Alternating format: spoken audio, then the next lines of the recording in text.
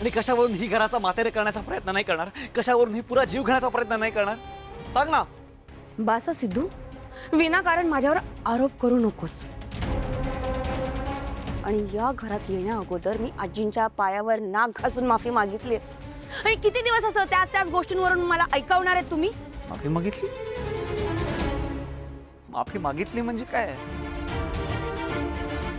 तुम्ही माफी मागितली म्हणजे तुमची सगळी पापं धुतली गेलीत असं म्हणायचंय का तुम्हाला? खरं तर ही बाई ज्या प्रकारे वागली ना, एक क्षण सुद्धा तिला या घरात राहू दिला नाही पाहिजे. बस सिद्धू. निलांबरी बस. एक शब्द बोलू नकोस. आणि प्लीज सिद्धू तू नाना प्लीज प्लीज मला बोलू दे, मला अजिबात अडवू नकोस. माझ्या मुलीवरती विनाकारण आरोप केले जातात, वाटेल तसा बोलले जाते. आणि ही बाई इतकी घाण वागली, इतकी पाप केली तरी सुद्धा हिला पुन्हा पुन्हा या घरात घेतलं जात आहे, तिला आधार दिला जात आहे. काय काय अर्थ आहे या सगळ्या वागण्याला? आणि तुझी इतकी मोठी फसवणूक केली आहे त्या बाईने, काय तू बोलतोयस यार? ए सिद्धिराज, निलांबरी कशीही असली तरी ती या घराण्याला वंश देणार आहे. आणि तू किती घसा फोडून फोडून तुझ्या या मुलीची बाजू घेत असलास तर शेवटी काय, ही मुलगीच आहे. काळे पाटील घराण्याला वंश द्यायचं काम ती करणार आहे. घराण्याचं नाव टिकवायचं असेल ना तर वंशाला दिवा द्यावा लागतो, हे विसरू नकोस तू, समजलं? अहो आजी, कुठल्या काळात जगताय तुम्ही? आणि मला एक गोष्ट सांगा, तुमचा हा सगळा राग, हा द्वेष फक्त आम्हाला मुलगी झाली म्हणून आहे? मुलगा म्हणजे घराण्याचा वारस आणि मुलगी म्हणजे परक्याचं धन, हे असे सगळे विचार आता मागे पडले हो केव्हाच. आजी तुम्हाला सांगते, माझ्या आई वडिलांनी मला आणि जानूला वाढवताना कधीच मुलगा मुलगी असा भेदभाव नाही केलाय. कायम आम्हाला एकसारखंच वाढवलंय त्यांनी. त्यामुळे मी सुद्धा माझ्या मुलीला वाढवताना हा भेदभाव करणार नाही. मी असंच वाढवणार तिला. आणि राहिला प्रश्न या घराण्याच्या मोठं होण्याचा, तर माझी खात्री आहे माझी मुलगी तिच्या कर्तृत्वानी आणि तिच्या गुणांनी या घराचं नाव नक्की मोठं करेल. अगदी बरोबर बोलली असतो भावना. या सिद्धूची बेटी म्हणजे समृद्धीची, सौभाग्याची आणि भाग्याची पेटी आहे, हे विसरू नका.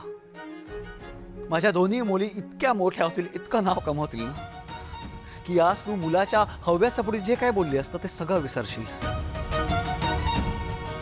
त्यावेळी जेव्हा मी कौतुक करेन ना, तेव्हा तुझे कान आणि डोळे शाबूत असेल म्हणजे मिळवलं. जाऊ दे भावना, आपण या लोकांसमोर डोकं फोडण्यात काहीही अर्थ नाहीये. पण मी तुला एक गोष्टीचं वचन देतो की मी आनंदीवर आणि आपल्या मुलीवर कधीच कुठल्याही प्रकारचा अन्याय होऊ देणार नाही. त्यांना कोणी काहीही बोललं ना तरी सुद्धा त्यांना मायेची पाखर देईन. आपण आपल्या मुलींना खूप शिकवू, खूप छान घडवू त्यांना. आणि माझी खात्री आहे की एक दिवस आहे ना आपल्याला त्या दोघींचा प्रचंड अभिमान वाटेल.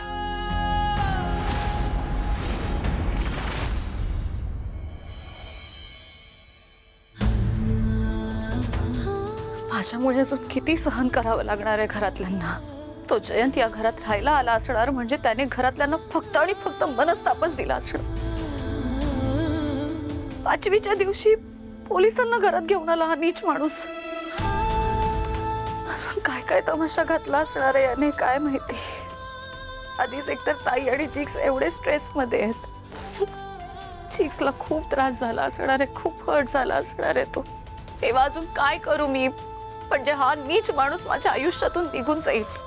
कधी माझी कायमची या माणसापासून सुटका होणार आहे. अजून किती सहन करायचंय रे मी. जानू, चल चहा आणलाय तुझ्यासाठी. प्रवासाने थकली असशील ना, चहा घे म्हणजे बरं वाटेल. जानू, काय झालं? अजूनही जयंतचा विचार करतेस? जानू, जानू, काय झालं? अशी रडू नको. काय झालं? शांत हो. काय झालं सांग. मी काय करू ग वीणाबाईंनी. तो नीच जयंत जोपर्यंत मला त्रास देत होता तोपर्यंत मी लढत होते, प्रत्येक गोष्ट सहन करत होते.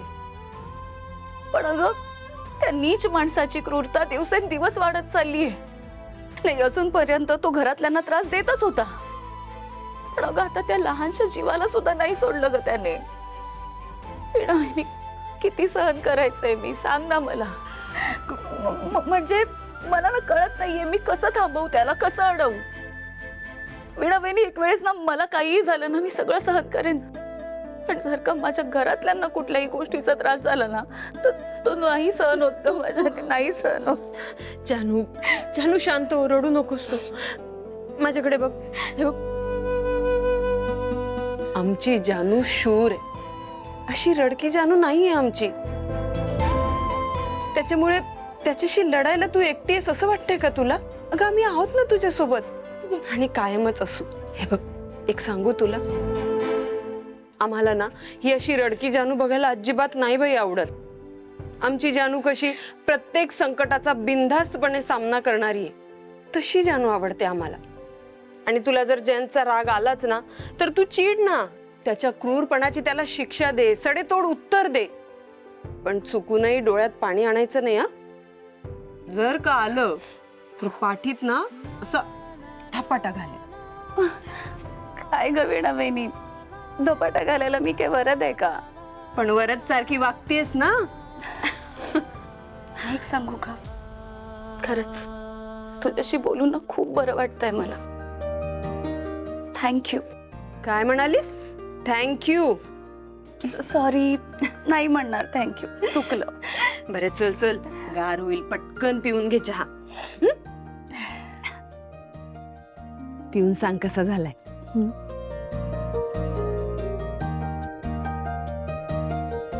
छान झालाय.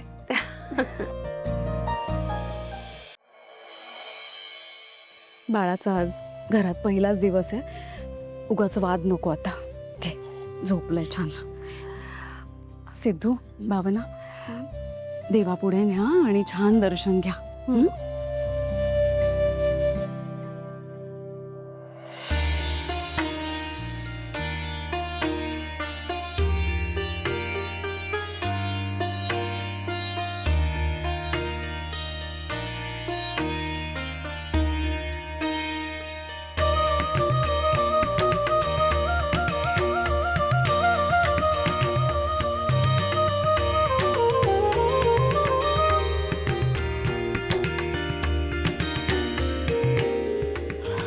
सिद्धू, मी घेऊ का रे बाळाला? अरे विचारत आहेस काय दादा, घे की. हो, पण एक गोष्ट करावी लागेल. बाळाचा चेहरा कोणासारखा दिसतो हे सांगावं लागेल. म्हणजे भावनाचं असं म्हणणं आहे की तिच्यासारखा दिसतो, आणि आनंदीचं म्हणणं आहे की माझ्यासारखा दिसतो. तर तू बघून सांग कोणासारखा दिसतो. लगेच सांगतो. घ्या. खबरदार, हा अपशकुनी पोरीला हात लावला तर